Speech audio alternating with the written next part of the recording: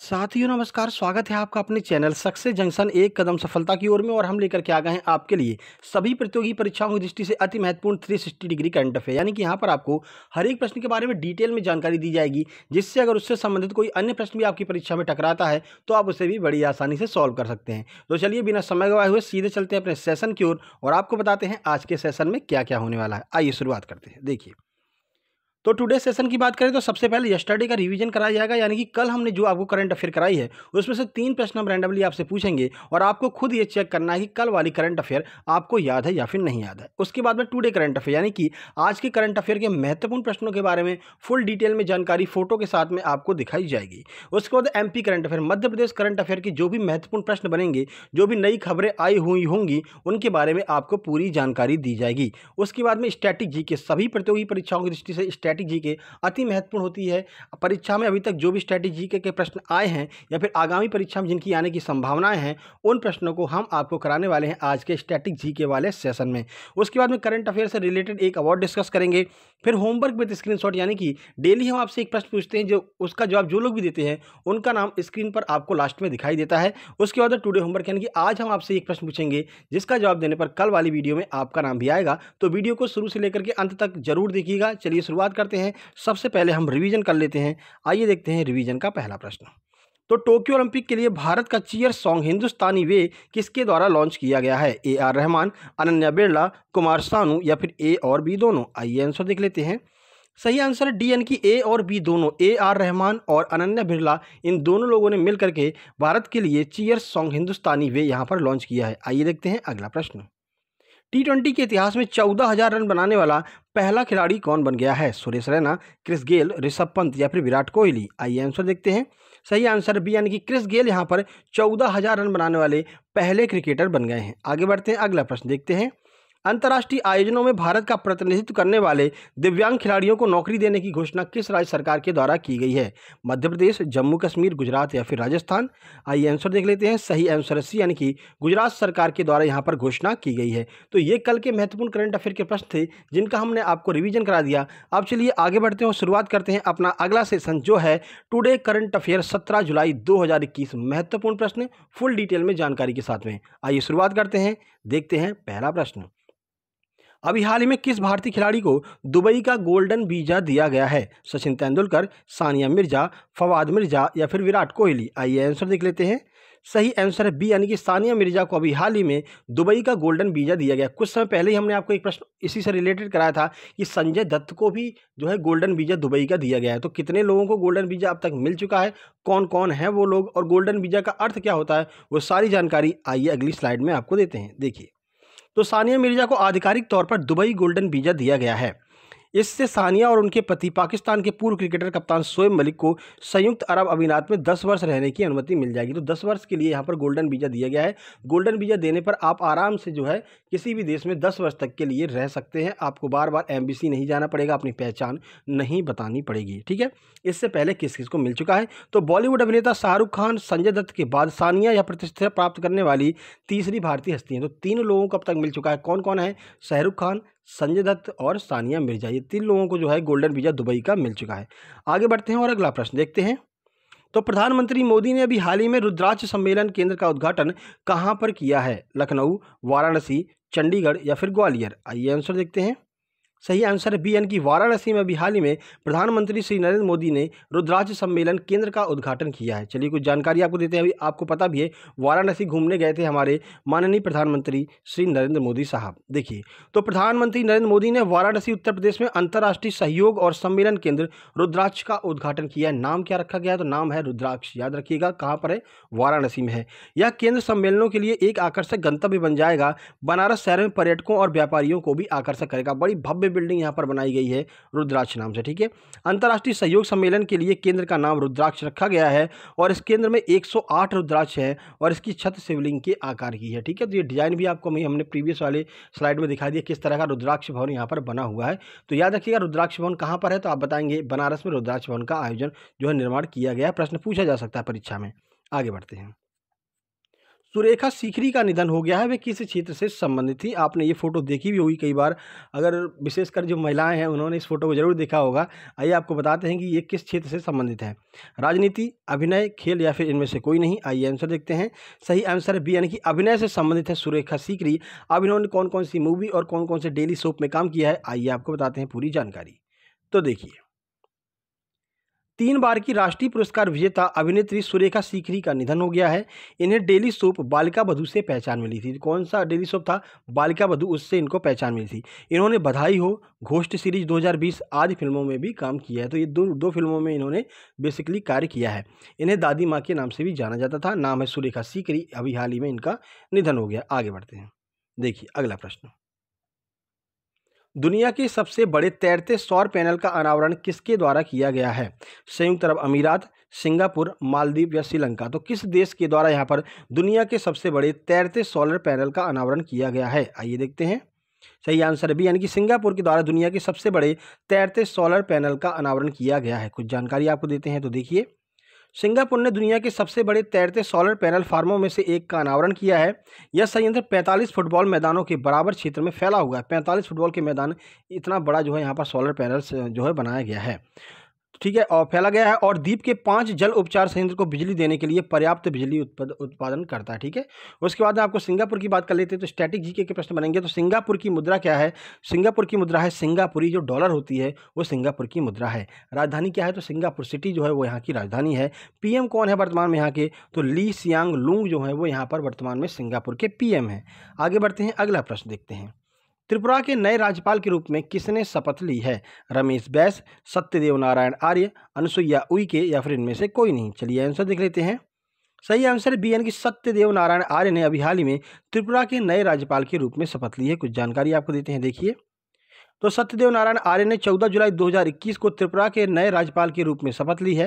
त्रिपुरा उच्च न्यायालय के मुख्य न्यायाधीश न्यायमूर्ति अकील अब्दुल हमीद कुरैशी ने उन्हें पुराने राजभवन दरबार में आयोजित एक औपचारिक कार्यक्रम में पद की शपथ दिलाई। तो जितने भी यहाँ पर आपके राज्यपाल परिवर्तित किए गए हैं, नए राज्यपाल नियुक्त किए गए हैं, उनके ऊपर बहुत जल्द हम एक वीडियो लेकर के आने वाले हैं। लेकिन क्योंकि लगातार यहाँ पर चेंज हो रहा है, इसलिए हम कुछ दिनों का इंतजार कर रहे हैं। ठीक है ना, जैसे ही इनका चेंज होना रुक जाएगा, वैसे ही कितने नए राज्यपाल चेंज किए गए हैं, कितने नए नवनिर्वाचित किए गए हैं, उस सारी जानकारी एक वीडियो में हम आपके लिए लेकर के आने वाले हैं। ठीक है, देखिए, सत्यदेव नारायण आर्य ने त्रिपुरा के 19वें राज्यपाल के रूप में रमेश बैस का स्थान लिया। इससे पहले त्रिपुरा के राज्यपाल कौन थे? तो रमेश बैस जो है त्रिपुरा के राज्यपाल थे इससे पहले। अब सत्यदेव नारायण आर्य यहाँ पर बन गए हैं। आगे देखते हैं। मुख्यमंत्री बीएस येदियुरप्पा ने टोक्यो ओलंपिक में जाने वाले खिलाड़ियों को कहां पर सम्मानित किया है? इंदौर, रांची, बेंगलुरु या फिर चेन्नई? आइए देखते हैं आंसर। कर्नाटक से कितने खिलाड़ी यहां पर जाने वाले हैं? सही आंसर है सी, यानी कि बेंगलुरु में मुख्यमंत्री बीएस येदियुरप्पा ने टोक्यो ओलंपिक में जाने वाले खिलाड़ियों को सम्मानित किया है। कौन कौन खिलाड़ी यहाँ से जा रहे हैं कर्नाटक से, आइए आपको पूरी जानकारी देते हैं। तो कर्नाटक के मुख्यमंत्री बीएस येदियुरप्पा ने 14 जुलाई 2021 को बेंगलुरु में टोक्यो ओलंपिक के लिए जाने वाले एथलीटों को सम्मानित किया है। इस मौके पर तैराक श्रीहरि नटराज, याद रखिएगा श्रीहरि नटराज किससे संबंधित है? तो तैराकी से संबंधित हैं। गोल्फर अदिति अशोक, तो ये भी प्रश्न बनेगा, अदिति अशोक किससे हैं? तो गोल्फ से हैं। और घुड़सवारी खिलाड़ी फवाद मिर्जा को 10-10 लाख रुपए यहाँ पर प्रदान किए गए हैं। इन तीनों खिलाड़ियों का चयन टोक्यो ओलंपिक के लिए हो गया है। अब अगर ये टोक्यो ओलंपिक में पदक जीत करके आते हैं तो इनको कितनी राशि दी जाएगी? तो देखिए, मुख्यमंत्री ने टोक्यो ओलंपिक में स्वर्ण पदक जीतने वाले खिलाड़ियों के लिए 5 करोड़ रुपए, और रजत पदक जीतने वालों के लिए 3 करोड़ रुपए, और कांस्य पदक जीतने पर 2 करोड़ रुपए की राशि देने की घोषणा यहाँ पर की है। तो राशि याद रखिएगा, कर्नाटक राज्य सरकार ने यह घोषणा की है। आगे बढ़ते हैं, अगला प्रश्न। अब यहां से शुरू हो रहा है आपका 17 जुलाई 2021 मध्य प्रदेश करंट अफेयर के महत्वपूर्ण प्रश्न। आइए देखते हैं पहला प्रश्न। मध्य प्रदेश की पहली और देश की दूसरी सोलर सिटी किसे बनाया जा रहा है? ग्वालियर, सांची, महू, ओरछा? तो कहां पर मध्य प्रदेश की पहली सोलर सिटी होगी जो कि देश की दूसरी सोलर सिटी बन जाएगी? आइए आंसर देखते हैं। सही आंसर बी, यानी कि सांची जो है मध्य प्रदेश का सांची शहर, वो देश की दूसरी और मध्य प्रदेश की पहली सोलर सिटी बनने जा रही है। कुछ जानकारी आपको देते हैं। तो मध्य प्रदेश का सांची शहर देश का दूसरा और मध्य प्रदेश का पहला सोलर शहर बन जाएगा। सांची की बात कर लें तो 1989 में सांची को यूनेस्को की विश्व धरोहर में शामिल किया गया है। और सांची कहाँ पर है? तो रायसेन जिले के अंतर्गत सांची आता है। जो सांची के स्तूप हैं वो विश्व भर में प्रसिद्ध हैं, और इन स्तूपों को ही 1989 में यूनेस्को की विश्व धरोहर की सूची में शामिल किया गया है। आगे बढ़ते हैं और अगला प्रश्न देखते हैं।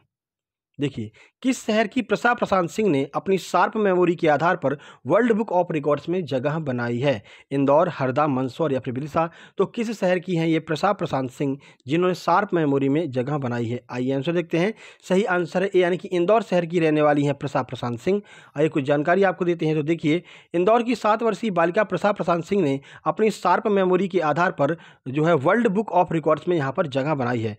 दूसरी कक्षा की छात्रा जो प्रसा प्रशांत सिंह है 8 मिनट में 195 देश और उनकी मुद्रा का नाम बोल लेती हैं। ठीक है, तो 195 देश की कैपिटल करेंसी बोल मतलब कि 8 मिनट के अंदर ही ये बोल करके सुना देती हैं। प्रसा प्रशांत सिंह इनका नाम है, इंदौर से बिलोंग करती हैं। हाल ही में वर्ल्ड बुक ऑफ रिकॉर्ड्स में 29 ये आपका कुछ यहाँ पर मिस्टेक है, कोई दिक्कत नहीं, इसको आप जो है काट दीजिएगा। ठीक है, ठीक है, इनकी प्रतिभा को सराहा गया है। इसके अलावा एशिया बुक ऑफ रिकॉर्ड 2022 में टाइटल ग्रैंड मास्टर के लिए भी उनका नाम कंफर्म हुआ। तो ये भी आप याद रखिएगा, एशिया बुक ऑफ रिकॉर्ड 2022 में इनका जो एक टाइटल दिया जाएगा ग्रैंड मास्टर, उसके लिए इनका नाम कंफर्म हुआ है। ठीक है, आगे बढ़ते हैं और अगला प्रश्न देखते हैं।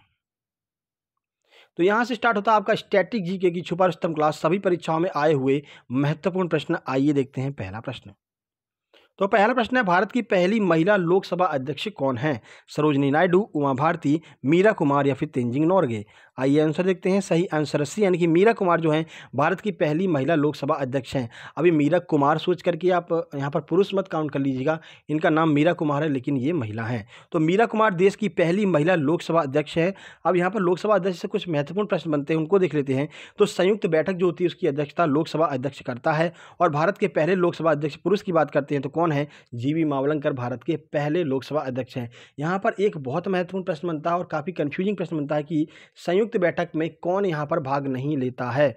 तो जो राज्यसभा का सभापति होता है अर्थात उपराष्ट्रपति संयुक्त बैठक में भाग नहीं लेता है। क्यों? क्योंकि जो लोकसभा अध्यक्ष है वो उपराष्ट्रपति से छोटा होता है। अगर वो संयुक्त बैठक की अध्यक्षता कर रहा है तो उपराष्ट्रपति वहाँ पर कैसे आ सकता है ना?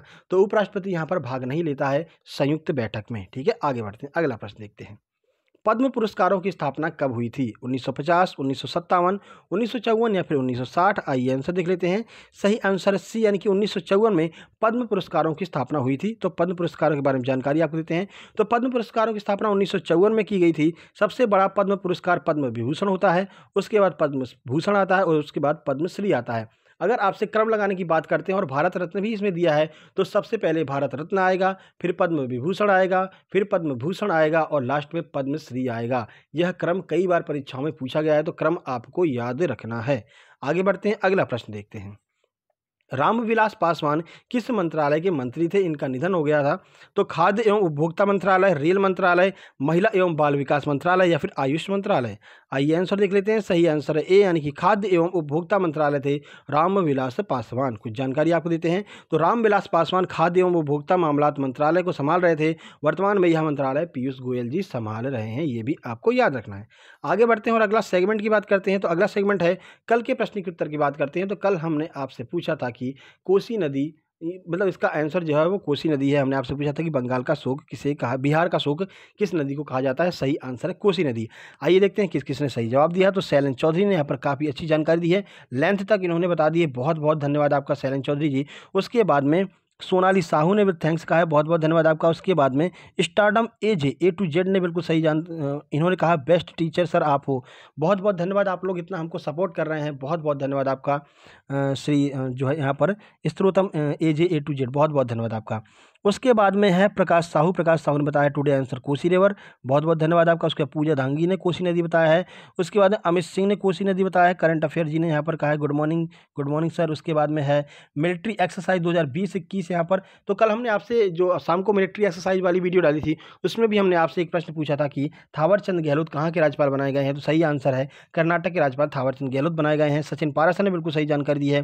राम बिहारी नामदेव ने यूजफुल थैंक्स बोला है, बहुत बहुत धन्यवाद आपका। राधेश्याम शुक्ला ने बेहतरीन वीडियो बोला है, बहुत धन्यवाद आपका।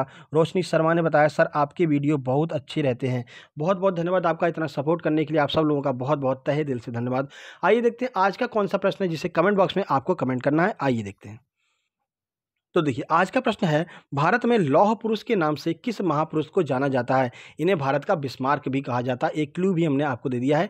कमेंट बॉक्स में कमेंट करके जरूर बताइएगा। इनके बारे में जितनी भी जानकारी आपको मिल सके सारी जानकारी आप कमेंट बॉक्स में कमेंट कीजिएगा। बाकी आपको बता दें, रोज दोपहर 12:30 बजे MP एग्जाम के लिए हम बेसिकली MP का प्रैक्टिस सेट लेकर के आते हैं और अन्य सभी परीक्षाओं की दृष्टि से भी प्रैक्टिस सेट बहुत महत्वपूर्ण होते हैं।